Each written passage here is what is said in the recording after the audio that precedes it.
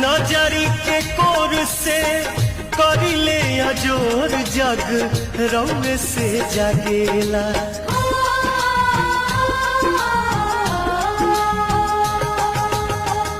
रौए से रात होला, रौए से दिन काल चक्र चलेला। हर साल करब बरत आई छठी घटिया, हमनी पकड़ब उपकार जी। हाँ लिहिनाया रघ मोर आदित्य गोसाइया, बरती के सुन ली पुकार